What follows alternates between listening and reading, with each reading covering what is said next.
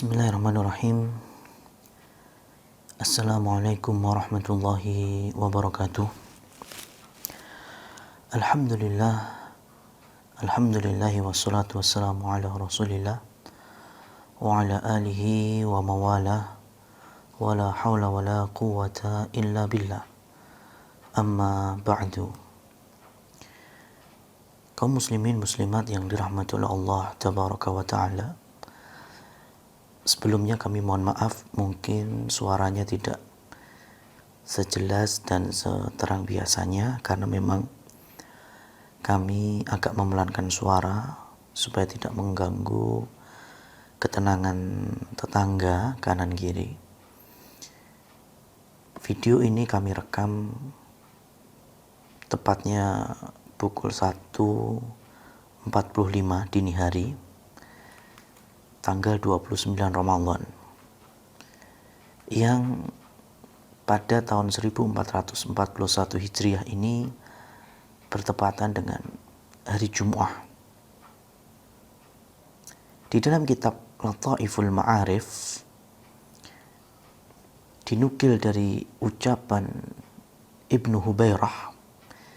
Jadi Ibnu Rajab Al-Hambali menukil, jika di antara 10 hari terakhir bulan Ramadan ganjilnya di salah satunya itu kebetulan ngepasi dengan hari Jumat, maka kemungkinan besar turunnya Lailatul Qadar itu lebih lagi.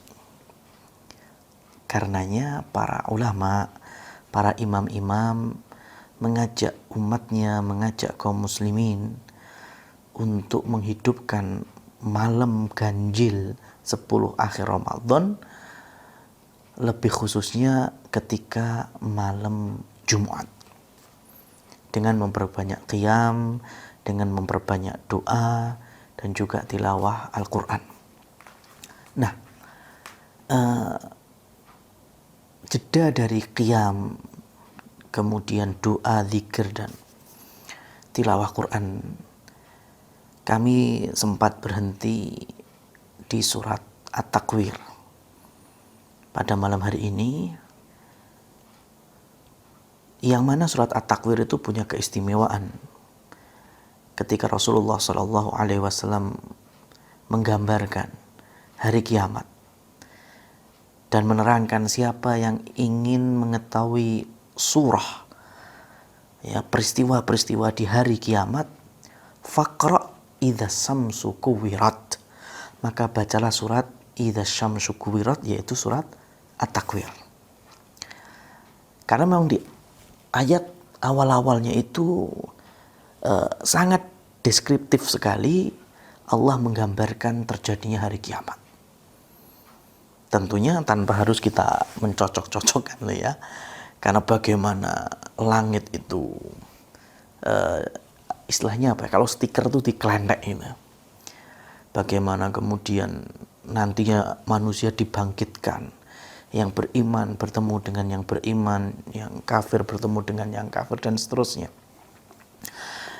Di pertengahannya nanti baru menceritakan kemuliaan malaikat Jibril alaihissalam karena membawa wahyu, membawa Al-Quran dari langit yang nanti diturunkan kepada manusia paling mulia di muka bumi, yaitu Nabi kita Muhammad Sallallahu Alaihi Wasallam. Nah, di akhirnya kan Rasul berdakwah itu di hadapan orang-orang Quraisy, di hadapan paman-pamannya, keluarga besarnya. Kemudian di ayat yang ke-26 Allah Subhanahu wa taala berfirman, semoga ya waktu 15 menit atau 20 menit ini bisa kita jadikan renungan bagaimana dahsyatnya Al-Quran memanage kehidupan kita dan menyeting hati kita untuk terpaut dengan kalamullah ini. Qala Allah Ta'ala, kita mulai dari ayat ke-26 ya. Fa'aina tadhhabun in huwa illa dzikrun lil alamin liman syaa minkum an yastaqim wa ma tasyauna illa an yasha Allah Allahu rabbul alamin. Fa aina tadhhabun? Kemana terus kalian akan pergi? Hei orang-orang musyrikin, orang-orang Quraisy, orang-orang Arab. Al-Quran di depan mata kalian. Jelas ini benar, ini hak, ini batil, ini salah, inilah tauhid, inilah kesyirikan. Tapi malah mereka bilang, oh ini bikinannya Muhammad saja. Oh Muhammad lagi kesihir. Dan lain macam-macam. Padahal kalau menggunakan akal saja, mereka pasti tidak bisa mendustakan Al-Quran. Karena semuanya benar Al-Quran itu. Nah, berikutnya, ini bagusnya nih, karena orang Arab itu kan, mereka sangat paham sastra dan ketinggian ilmu. Kita katakan Al-Quran bukan syair, tetapi orang Arab itu sangat suka syair. In huwa illa dzikrul lil alamin.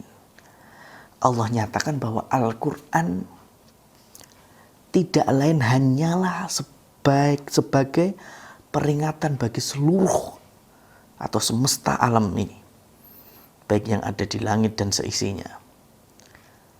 Nah, pertanyaannya, Anda kaget nggak kalau ada istilah Al-Quran ini hanya atau tidak lain? Ya, hanyalah. Ini kalau kita ambil contoh yang Quran terjemahan ya, kita ambil yang terjemahan.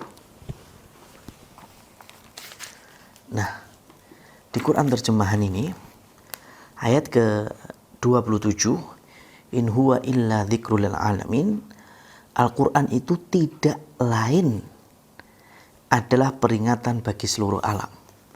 Nah, ini kurang tepat, ya, karena menghati-hati sekali penerjemahnya. Al-Quran tidak lain itu adalah, padahal memakainya in huwa illa, cara Jawa ini kur gitu loh. Tetapi bukan kemudian merendahkan Al-Quran. Kalau kita menyampaikan Al-Quran itu hanya peringatan bagi seluruh alam, ini bukan menistakan Al-Quran, bukan. Bahkan kita sedang menyanjung Al-Quran dengan sangat tinggi dan sangat bernilai, ketinggian di dalam berbahasa. Kami menjaga sekali untuk tidak mengatakan Al-Quran itu syair, karena ini kalamullah. Syair itu buatan manusia, tentu levelnya sangat jauh sekali. Biarlah manusia tahu bahwa Al-Quran itu yang paling top. Maka di dalam ilmu balaghah ada istilah ta'kidul madhi bima yushbihu dzam dan ta'kidul dzam bima yushbihul madhi. Ta'kidul madah bima yushbihu dzam adalah memuji tapi seakan-akan merendahkan. Ya. Karena apa? Karena ada kata kecuali, melainkan, hanyalah. Kita ambil contoh. Ketika Abu Bakar dialog dengan Rasulullah SAW, wahai Nabi, engkau itu orang Arab yang paling fasih. Ya. Kemudian Rasul SAW langsung mendeklarasikan diri bahwa iya, ana afsahul Arab baida anni Quraisy atau yabda anni min Quraisy. Ketahuilah Abu Bakar, aku ini memang orang yang paling fasih meskipun aku. Ini biasanya kan setelepasnya ini, wah ini berarti kekurangannya ini. Ya, contohnya kamu itu orangnya baik, cuman, nah biasanya habis cuman itu baik lagi apa buruk? Kekurangan. Kamu itu aslinya cakep, meskipun, nah setelah kata-kata meskipun, hanyalah, cuman, ini kan biasanya langsung merendahkan. Dia itu orang baik, cuma agak pelit. Dia itu orangnya cakep, cuman ya kemproh, ya kan? Gitu-gitu. Itu namanya biasa, khobar. Kalau ini enggak, ya, habis memakai hanya, cuman, meskipun, ditambah lagi kelebihannya. Aku ini memang orang paling fasih, wahai Abu Bakar, meskipun aku orang Quraisy. Masya Allah. Tambah lagi, Quraisy itu suku yang paling tinggi dan paling fasih bahasa Arabnya. Rasul dari situ. Berarti kalau orang paling fasihnya Quraisy, otomatis orang paling fasihnya bahasa Arab seluruh jazirahnya. Paham ini? Begitu kan sebaliknya. Di dalam Al-Quran kan banyak sekali. Wabashirhum. Ketika Allah meminta Rasul untuk menyampaikan kabar gembira. Kira-kira kalau kabar gembira itu bagus, positif atau negatif? Mestinya positif dong ya. Berilah kabar gembira, sampaikan kabar gembira. Tapi ternyata ujung-ujungnya gimana? Wabashirhum bi'adzabin alim. Berilah kabar gembira kepada orang-orang kafir itu, wahai Muhammad, dengan azab yang pedih. Azab loh dibilang kabar gembira. Itu namanya menyanjung dulu, padahal ujung-ujungnya apa? Menjatuhkan.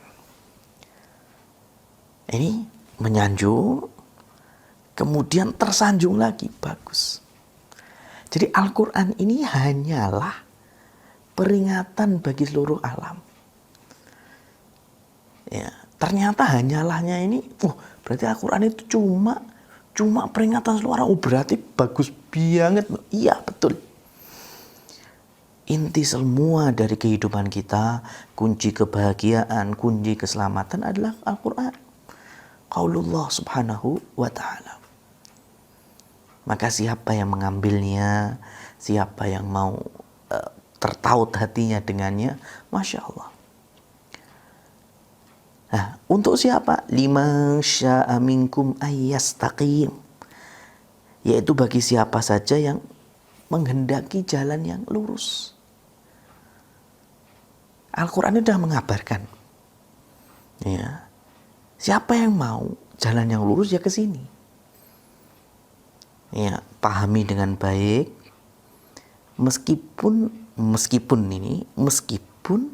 banyak sekali yang ayyuhibbu, banyak orang-orang yang mencintai atau menyukai jalan-jalan yang bengkok. Mereka lebih memilih, bahasa firmannya apa? A'ma walam yuridil basir. Mereka lebih suka buta daripada melihat. Artinya ada jalan yang lurus, tapi malah nggak ditempuh. Malah nempuhnya jalan-jalan yang berkelok-kelok. Nah ini. Maka Jundub bin Abdillah radhiyallahu taala anhu ketika masih kecil diajari Rasul sallallahu alaihi wasallam dan kemudian mengajarkan kepada kita, kunna nu'allamu iman qabla al-Qur'an. Kita ini diajarkan iman terlebih dulu baru Al-Qur'an. Nah, apa maksudnya? Maksudnya gini. Jangan sampai Al-Quran ini diajarkan tanpa pondasi iman. Sehingga banyak sekarang para hafid, para penghafal Al-Quran, tapi sampai rumah menghardik, menghina orang tuanya. Padahal dia tahu itu. Untuk tidak mengatakan uffin wala tanharhuma, jangan menghardik keduanya, tapi dilakukan. Kenapa? Hafal tapi nggak paham. Kenapa?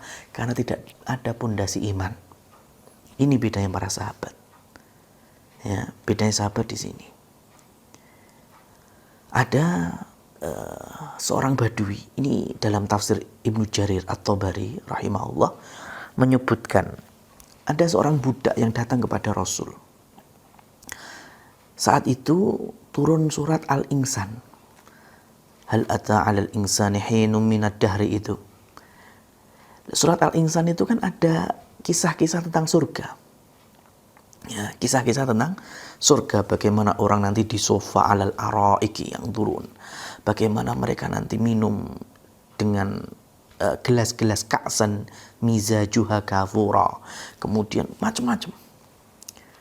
Orang Badui ini sangat senang sekali dari apa yang dia dengarkan melalui Rasul, dari qaulullah ini surat Al-Insan, sampai tiba-tiba jelungup di hadapan Rasul. Rasul elus dadanya itu atau punggungnya, ternyata sudah nggak nafas. Kemudian Rasul bersabda, innahu mata syauqan ilal jannah, sesungguhnya dia wafat saking rindunya dengan surga.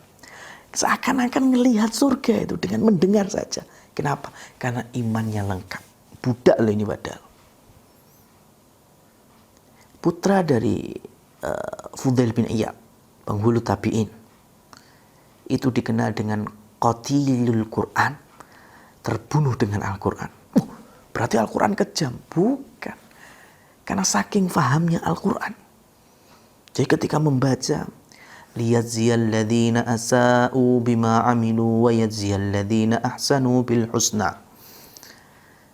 Dia tahu bagaimana Allah nantinya mengganjar orang-orang yang berlaku buruk, bagaimana Allah akan memberikan pahala bagi orang-orang yang baik. Jadi saya ini baik apa buruk, itu sampai jantungan kemudian meninggal. Ya, saking bingungnya, pengennya saya menjadi orang yang baik. Tapi entah di mana, apakah aku masuk ke dalam kategori yang asa'u atau yang ahsanu. Sehingga beliau wafat di saat hatinya sangat faham akan Al-Quran. Nah ini, kaum muslimin muslimat yang dirahmati oleh Allah. Jadilah kita, ya meskipun jauh daripada mereka, tetapi meniti jalannya sajalah. Karena ayat yang terakhir Allah tutup, wa ma tasyauna illa ayyasha Allah rabbul alamin. Apa yang akan kita tempuh, apa yang kita inginkan, apa yang kita kehendaki untuk meniti jalannya Al-Quran, iman dan Islam, semuanya atas kehendak Allah. Karena Allahnya Rabbul Alamin. Sehingga apa yang kita minta, ya supaya Allah memberikan hidayah. Allahumma hdina, Allahumma hdina. Seperti sekarang ini, mari kita perbanyak minta hidayah kepada Allah. Terlalu banyak permintaan kita, sampai sahur, sampai subuh mungkin apa istilahnya, masih kurang-kurang apa yang kita minta. Kalau memang tidak cukup permintaannya, mintalah satu, Allahumma ighfir lana, ya Allah ampuni aku, ampuni kami. Minta ampunan. Apalagi doa Lailatul Qadar, Allahumma innaka afuun tuhibbul afwa fa'fu anni. Ya Allah, sesungguhnya Engkau itu Maha Pemaaf, Engkau suka memaafkan, maka ampunilah aku. Lihat, Allah itu afuun, Allah itu ghafurun, Maha Pengampun semuanya. Tapi apa bedanya? Karena afuun itu lebih tinggi, Allah itu ghafurun, Maha mengampuni, Allah ampuni. Tetapi catatan kita di hisab itu masih ada. Catatan amal kita masih ada. Allah ampuni. Tapi catatannya masih ada. Nanti di hari hisab bisa tersebutkan. Meskipun ujung-ujungnya telah Allah ampuni. Tapi kalau afuun, Allah ampuni plus telah terhapus catatan keburukan kita dari buku amal kita. Itu keunggulannya. Maka kita cari itunya saja. Ampuni aku, ya maghfirah aku. Karena kalau Allah sudah menurunkan ampunannya, Allah sudah menurunkan maghfirahnya, maka insya Allah doa-doa kita yang lain akan mudah Allah ijabai, akan mudah Allah kabulkan. Demikian, semoga bisa menambah keimanan kita, ketertarikan dan terpautnya kita dengan Al-Quran. Lepas Ramadan, jangan lupa, jangan cuma baca tapi juga dipelajari kandungannya. Fasubhanakallahumma wa bihamdika asyhadu an la ilaha illa anta astaghfiruka wa atubu ilaik. Wa akhiru da'wan anil hamdulillahi rabbil alamin. Wassalamualaikum warahmatullahi wabarakatuh.